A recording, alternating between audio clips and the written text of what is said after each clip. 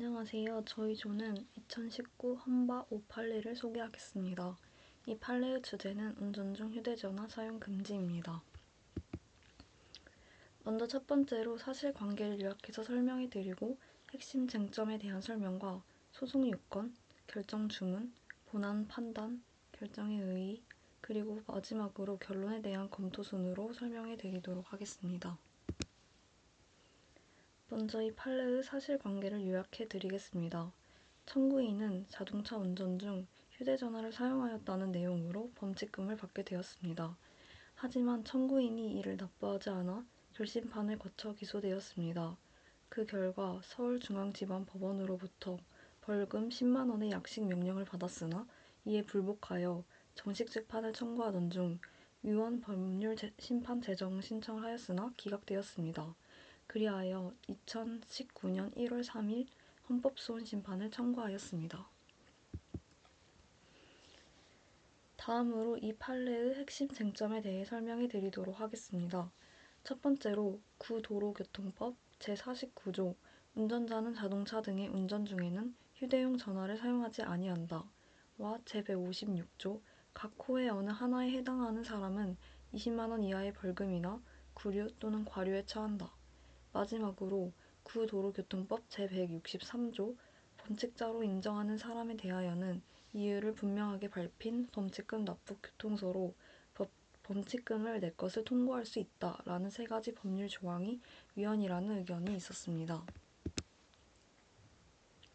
이 판례의 소송 요건에 대해 간단하게 설명해 드리도록 하겠습니다.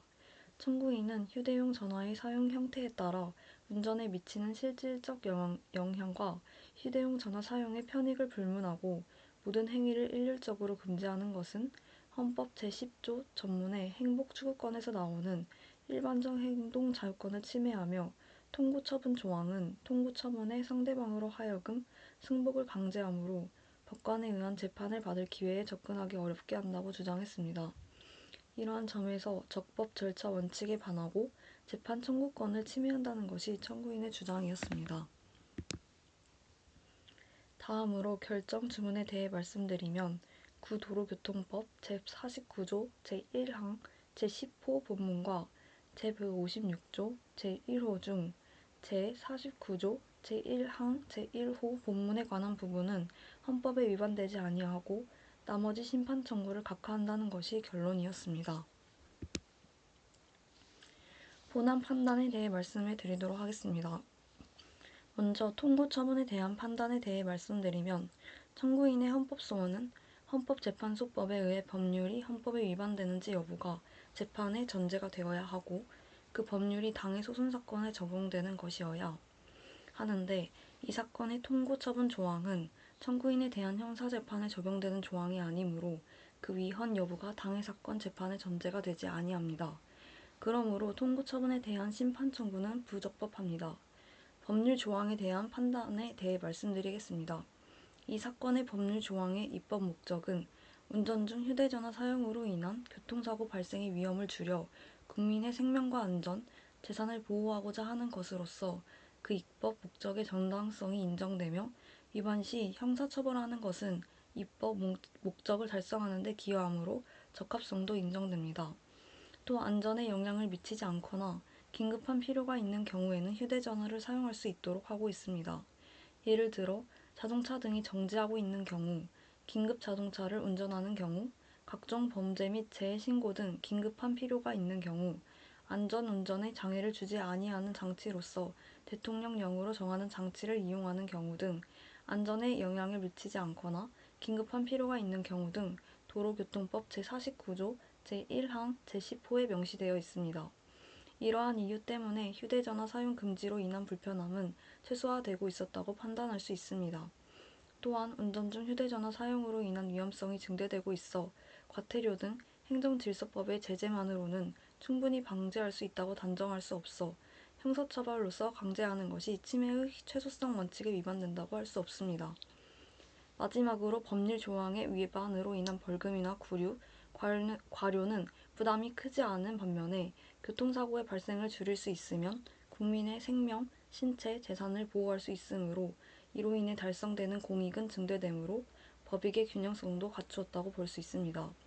이러한 이유들을 따져보았을 때 이 사건 법률 조항은 과잉 금지 원칙에 반하여 청구인의 일반적 행동의 자유를 침해하지 않는다고 볼 수 있습니다.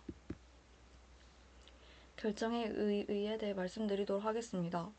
첫 번째로는 헌법재판소는 이 결정에서 운전 중 휴대전화의 사용을 금지하고 처벌하는 법률 조항의 위헌 여부에 대해 처음으로 판단하였습니다.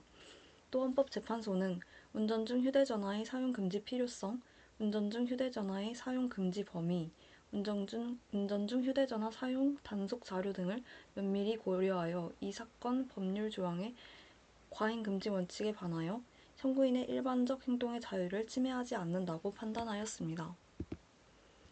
마지막으로 결론에 대한 검토를 하며 마무리하도록 하겠습니다. 조원 모두 결론에 찬성하는 것으로 의견이 나왔습니다.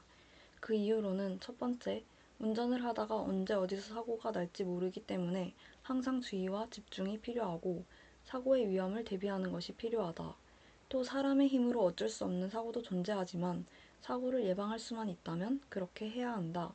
라는 의견과 두 번째, 운전 중 휴대전화 사용에 대한 처벌이 부담되지 않는 수준으로 교통사고 발생을 감소시킬 수 있다. 따라서 법익의 공평성을 갖췄다는 것에 동의한다. 라는 의견과 마지막으로 운전 중 휴대전화 사용으로 혹시 모를 사고의 발생 위험성이 매우 크다. 따라서 결과적으로 사고를 예방할 가능성이 크다면 운전 중 휴대전화 사용에 대한 처벌이 올바르다고 생각한다. 등의 의견이 있었습니다. 지금까지 저희 조의 발표를 들어주셔서 감사합니다.